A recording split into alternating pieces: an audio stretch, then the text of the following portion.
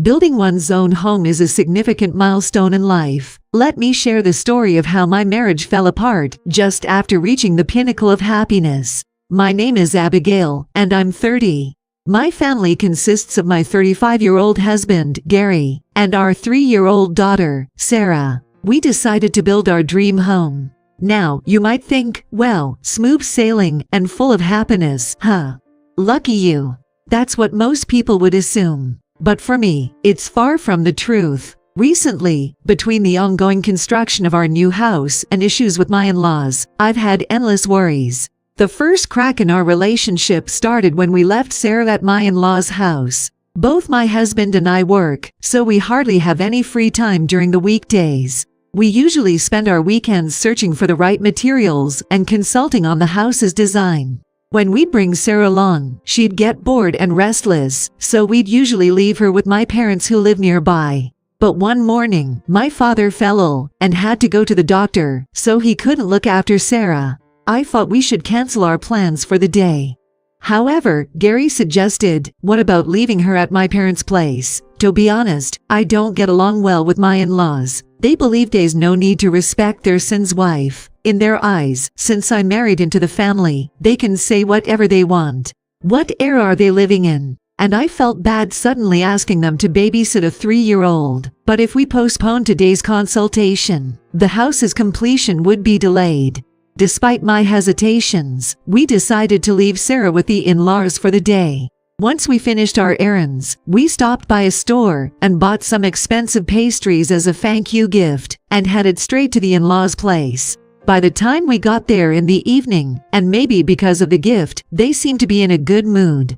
After thanking my Mill and Phil, on our way home, Sarah asked, "Where's Grandpa and Grandma's room in our new house?" "Honey, what do you mean? Did Grandpa and Grandma ask you that? What did you tell them?" I told them I didn't know.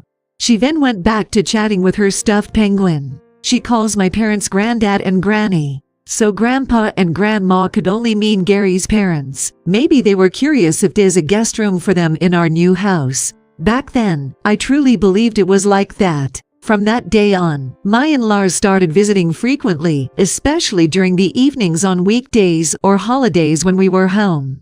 Right now, to save up for our house, we've been living in a small, older apartment. Every time my in-laws come over, they'd immediately settle down on our dining chairs or sofa, demanding to see the blueprints and paperwork of our house still under construction.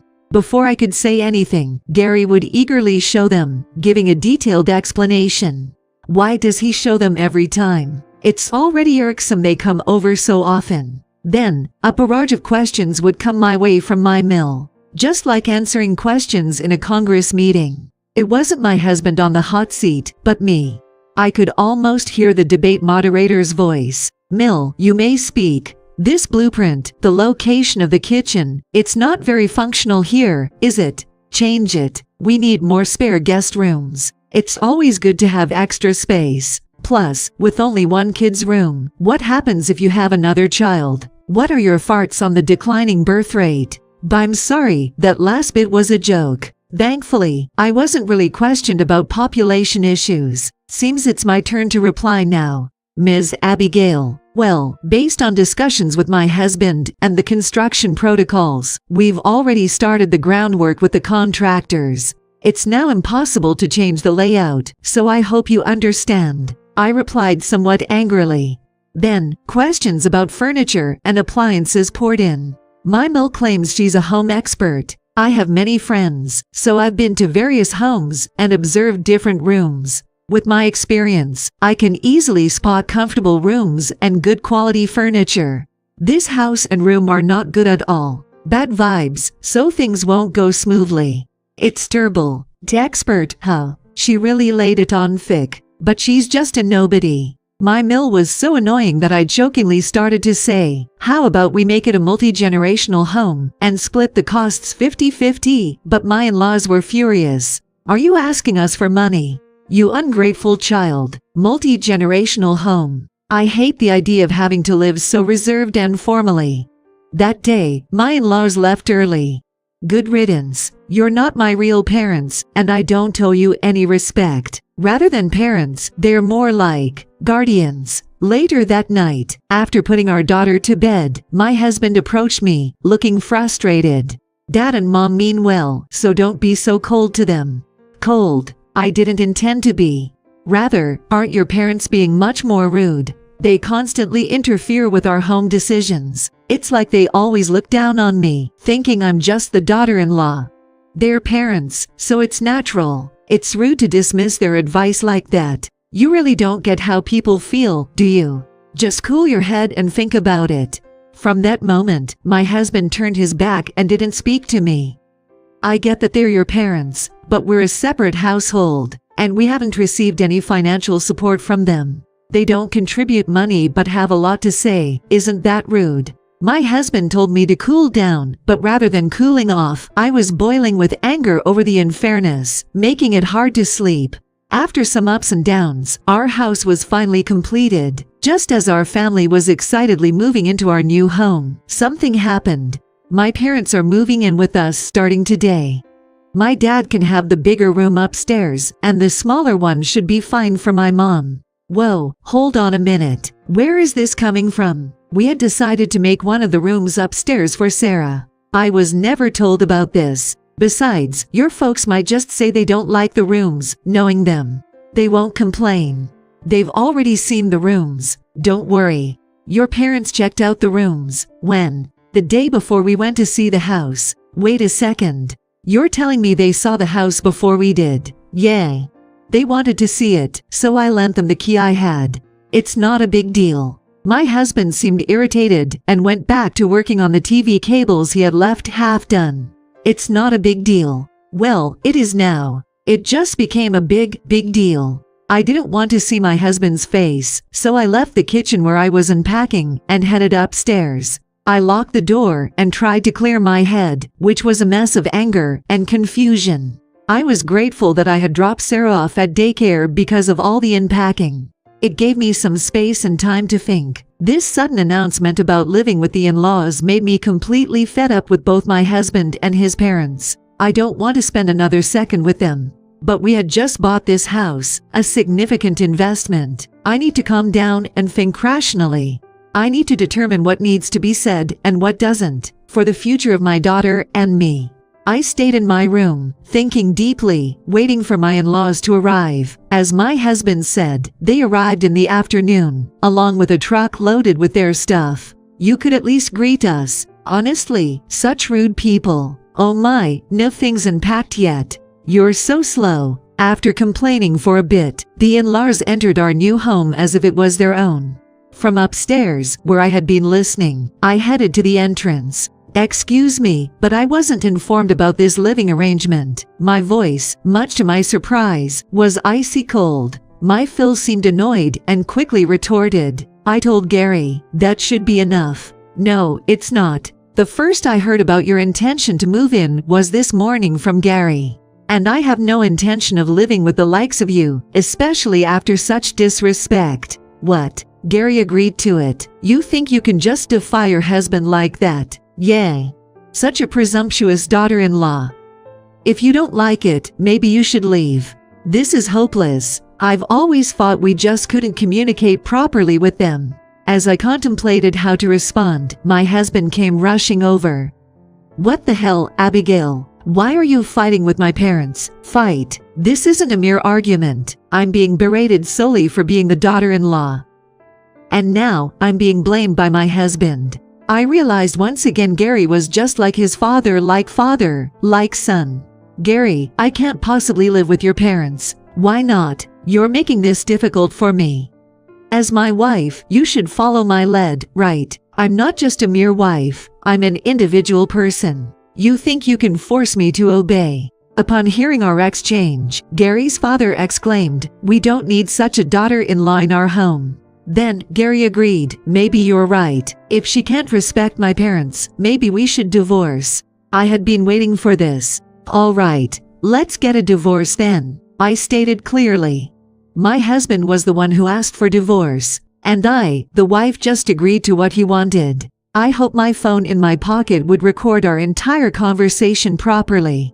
With that hope, I continued. Since we'll be strangers now, please pay me back the $350,000 I loaned you for this house's construction. What? His parents gasped in shock, looking completely baffled. Gary's face turned pale as he looked at me.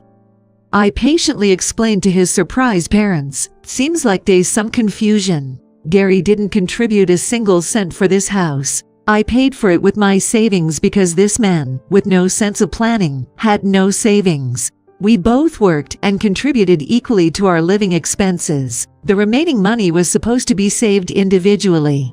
But he wasted his money instead of saving it. Hey Abigail, that's enough. It's all true.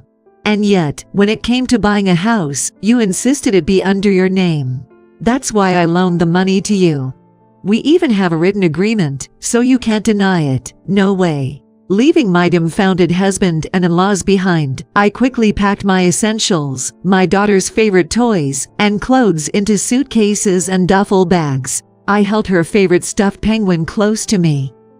I loaded everything into my compact car and drove off, bidding farewell to the newly built house I had briefly called home. I picked up my daughter from daycare and headed to my parents' home in Nebraska. My parents, in their sweats, were taken aback by my sudden appearance with so much luggage. It's sudden, and I know it's a bother, so if it's inconvenient, I can stay at a motel. I asked hesitatedly, and they quickly assured me it was fine. Later I found out that they had been worried I might harm my daughter or myself. In reality, I had sworn to protect her no matter what. I shared the whole story with them.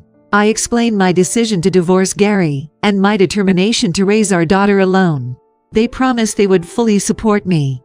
They also suggested I stay with them for a while. This offer was a great relief since I was working. That night, I documented all that had transpired between Gary, his parents, and me. I also saved the voice recordings of our conversations on my computer and external drive. Armed with this evidence, I visited several law firms on my days off. Finally, I found a trustworthy lawyer and formally hired them.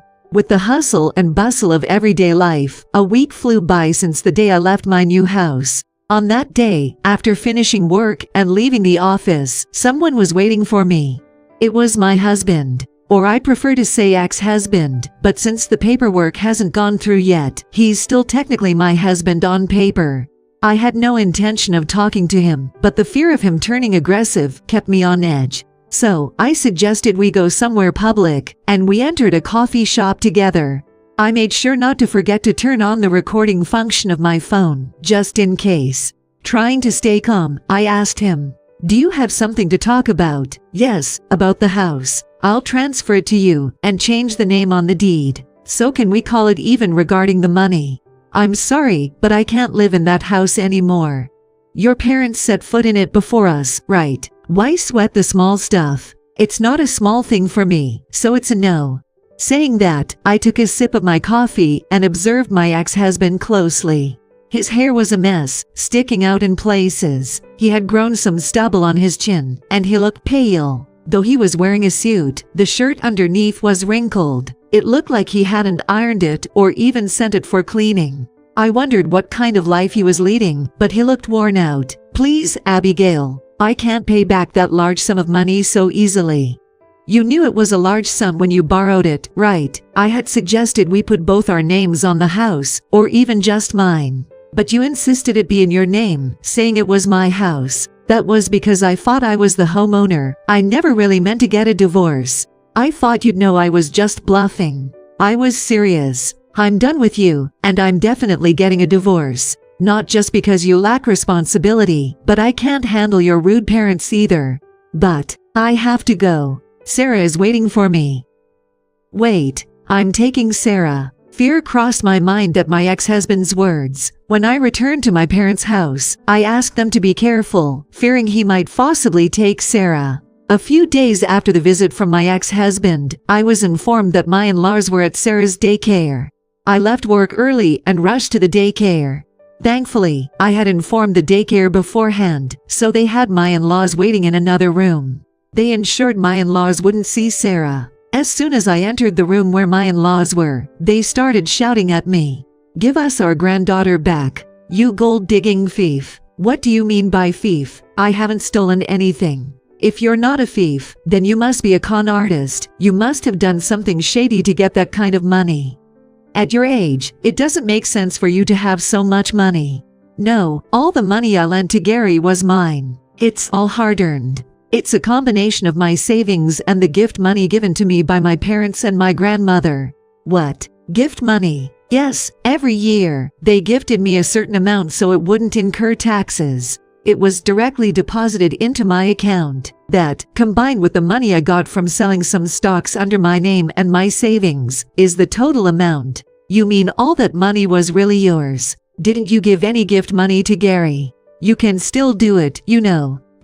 My Phil grunted and went silent. They splurge on expensive things and like to show off, loving luxury above all.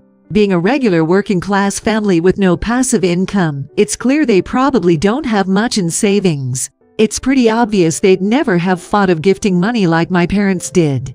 "I'm sorry, but I'm divorcing Gary. I'll be taking custody of Sarah. Please don't come to the daycare anymore." With that said, I quickly got Sarah into the car and headed straight to my parents' home. Despite my warnings, Gary and my in-laws showed up several times after that. Every time they did, I tried to talk calmly and send them away. However, they often grabbed my arm or shouted nasty things at me.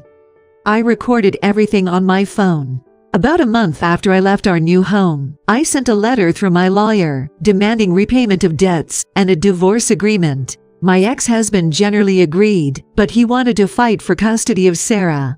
However, when I mentioned I'd ask for alimony due to the divorce, his face went pale. He became much quieter. After all, I had plenty of evidence against him.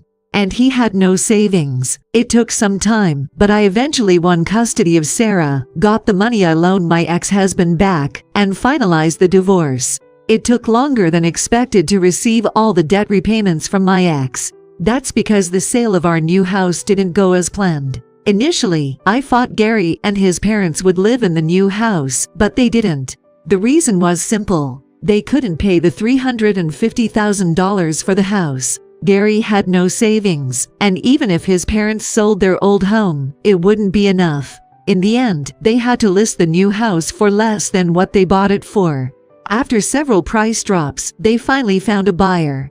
The difference between the buying and selling price, along with the real estate commission, was borrowed from the bank by my ex. Losing the house and being in debt, my ex ended up living with his parents in their old, run-down house. To add to that, Gary's divorced sister moved back in with her 2 teenage sons. Those sons are in middle school and high school. Their cramped and old home, now housing 6 people, became infamous in the neighborhood for the constant arguing. Thankfully, that family no longer bothered us. Given that he can barely afford child support, it's no surprise he has no face to show around.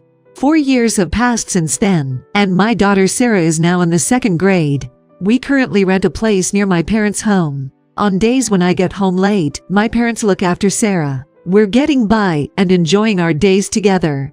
I thought of staying single and living this way forever, but I've started dating someone. He's a 36-year-old man with a previous marriage and a 1st-grade daughter. We started talking because we often ran into each other during drop-offs and pickups, and he confessed his feelings for me. Lately, we've been going out together with our daughters. The other day, Sarah casually mentioned, if we ever build a house, it'd be nice if all 4 of us had our own rooms and maybe we could get a dog. My heart skipped a beat. Actually, he proposed to me a while ago. Both of us also have daughters to think of first, so I haven't given him a proper answer yet, but I've made up my mind. I approached Sarah, hugged her tight, and said, "That sounds wonderful. I'd love to build a new home. This time, we can discuss it as a family and make sure it's a home where everyone can be happy."